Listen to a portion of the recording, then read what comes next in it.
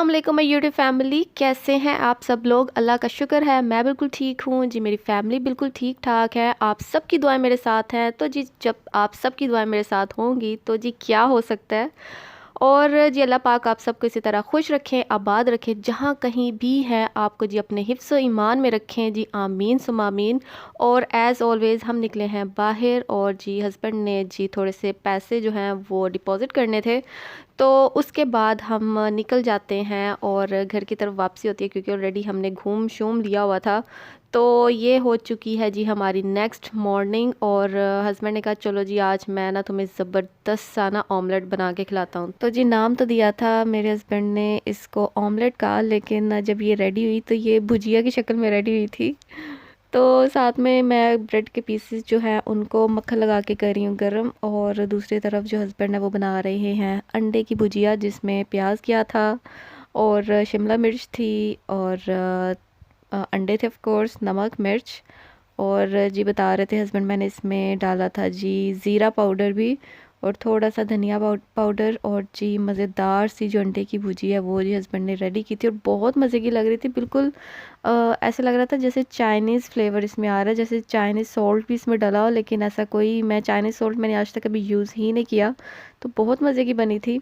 और यहाँ पर मैंने बना लिए थे साथ में बनाना शेक, और अपने लिए जो मैंने बनाना शेक बनाया था उसके अंदर मैंने वनीला आइसक्रीम डाल दी थी। हानिया को भी ऐसे मैंने फीडर में डालकर बीच में उसको आइसक्रीम डाल दी थी। और जी दूसरी तरफ जो मैंने अपने हस्बैंड के लिए शेक रेडी किया था उसमें जी मैंने डाला था पीनट बटर जैम वाला। और ये मेरे हस्बैंड की ही फरमाइश थी जी कि मेरे जो शेक है उसके अंदर जी आपने डालना है पीनट बटर। नॉर्मली वो प्लेन ही पीते हैं, सिंपल ही पीते हैं। तो मैं भी हैरान थी, वैसे पीनट बटर तो मैं शौक से डालती हूँ अपने शेक्स वगैरह में, तो जी इनको आज कहाँ से ख्याल आ गया। तो मैं वैसे डालती हूँ तो जी रेगुलर डालती हूँ, यानी कि विदाउट जैम वाला डालती हूँ, लेकिन विद जैम वाला भी आप डालें तो इट्स ओके, कोई मसला नहीं है।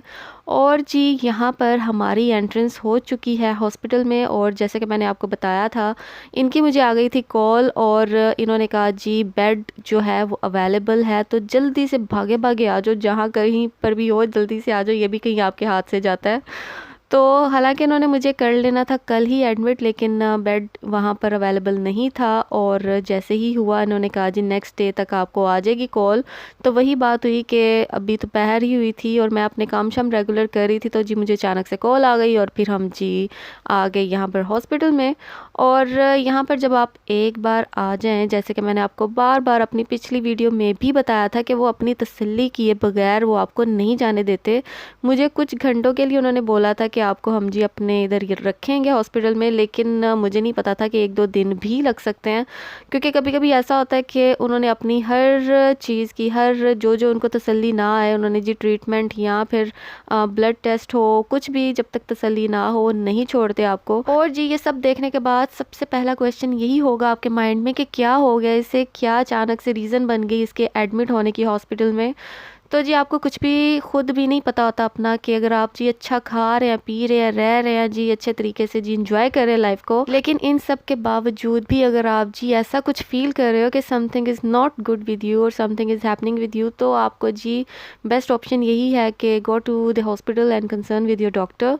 तो जी मैं काफ़ी दिनों से मुझे वीकनेस, डिजीनेस ऐसी ना चीज़ जो है वो फ़ील हो रही थी, तो मुझे यही था कि नहीं बस एक्स्ट्रा काम कर रही हूँ ना, ओवरनाइट ज़्यादा जागना और देर देर तक जागते रहना और बहुत कम टाइम के लिए सोना, तो ये छोटी छोटी सी जो चीज़ें ना काफ़ी मैटर कर लेती हैं। और काफ़ी टाइम से मेरी यही रूटीन जो है वो हानिया के साथ ये लगी हुई थी, तो मैं इसको ना मैंने बहुत लाइट लिया हुआ था। तो जी अचानक जब मुझे थोड़ा सा फीलिंग जो है ना वो डिफरेंट आने लगी, तो मैंने कहा चले जी भागे पहले डॉक्टर की तरफ और चेकअप करवाते हैं। मैं तो जस्ट नॉर्मल अपनी तरफ से गई थी कि चलो मैं ऐसे चेक करवाती हूँ क्या वजह है, क्या रीज़न है। तो जी रीज़न तो फ़िलहाल कोई ख़ास निकली नहीं, और जो इन्होंने मेरा ब्लड लिया था उसकी भी रिपोर्ट आनी थी जी कल तक, तो उसके बारे में मैं आपको अपडेट करूँगी अपनी नेक्स्ट वीडियो में, नेक्स्ट व्लॉग में। और शाम हो चुकी थी और डिनर का टाइम हो चुका था, और हॉस्पिटल की तरफ से भी डिनर आया था, और जी मेरी सिस्टर्स भी आई थी मिलने। तो जी छोटी सिस्टर ले आई थी साथ में सैंडविच, और बड़े मज़े के थे, साथ में जी कोल्ड ड्रिंक थी, तो हम वो भी साथ साथ एंजॉय कर रहे थे।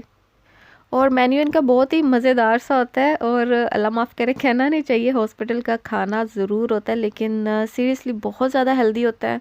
मीठे से लेकर आपको जी सूप तक एक एक चीज़ दी होती है। यहाँ पर ये गाजर का सूप था, और मीठे में उन्होंने जी ऐसे ये कैरमल पुडिंग दे दी थी, और जो खाना था, जो डिनर था, उसमें फ़िश कोफ्ता जी ये उन्होंने बनाकर डाले हुए थे, और साथ में ये थी जी पालक और आलू। और पालक आलू मैंने सारी खा ली थी, और अम्मी ने खाया था फ़िश कोफ्ता, जो कि वो भी बहुत टेस्टी थे।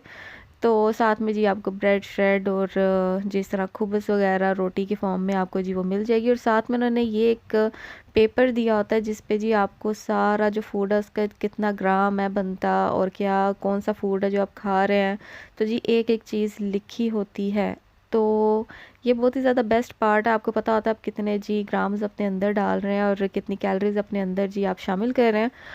तो ये जी हमारा हो चुका था डिनर बहुत ही ज़बरदस्त सा डन, और उसके बाद हम वैसे ही गप्पे शप्पे लड़ा रहे थे, और बस मैं वेट कर रही थी, और बार बार मैं नर्स से यही पूछती थी कि जी क्या अपडेट है, क्या बात है, डिस्चार्ज कब करेंगे। तो वो सबसे पहले ये कहती थी, यहाँ पेशेंट आकर सबसे पहला क्वेश्चन यही होता है कि अब आप हमें डिस्चार्ज कब करोगे। तो जी यही होता है कि जब आप एक बार हॉस्पिटल आ जाएं तो जी हॉस्पिटल में टाइम नहीं गुजरता और दिल करता है जल्दी से घर भागो।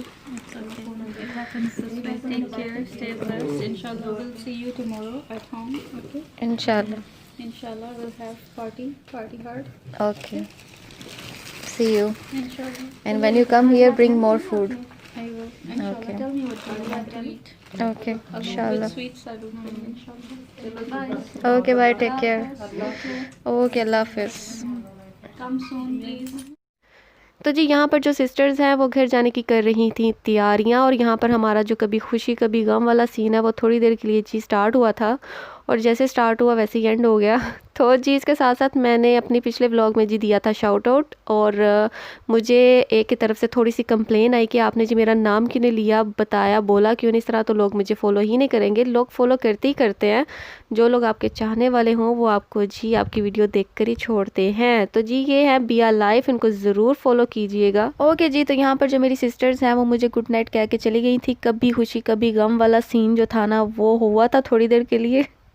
तो हम ऐसे कर रही थी जैसे पता नहीं क्या हो गया, कहाँ बिछड़ने लगे हैं। तो जी वो वापस घर चली गई थी, और विजिटर आवर्स जो हैं वो हो चुके थे पूरे, और बार बार जो सिक्योरिटी लेडी है वो बार बार आके जी रिमाइंड करवा रही थी कि जी आपके घर जाने का टाइम आ चुका है, तो साड़ी जान छड्डो हुण। तो जी वो वापस चली गई थी, और इसके बाद अपना ये प्रोसेस करते हैं स्टार्ट, और उसी के साथ जी हो जाती है अंधेरी गुमनाम रात। और इसका ये मतलब होता है चले जी वापस अपने अपने बेडों पे जाओ और आराम करें, क्योंकि यहाँ पर आप सिर्फ आराम करने ही आए हैं। तो जी खाने आया, पीने आया, आराम करने आया, और डॉक्टर की जो एडवाइस है वो जी आपने मद्देनज़र रखनी है। तो जी अपनी हेल्थ के बारे में ज़रूर अपडेट करती रहूँगी। इसी के साथ मिलूँगी आपसे कल, यानी कि अपने आने वाले नेक्स्ट व्लॉग में, नेक्स्ट वीडियो में। टिल देन अपने अपने घर वालों का रखे ख्याल, मुझे और मेरी फैमिली को रखे अपनी दुआओं में याद, और इंशाल्लाह मिलूंगी आपसे अपने आने वाली नेक्स्ट वीडियो में। Till then take good care of yourself guys. अल्लाह हाफिज़।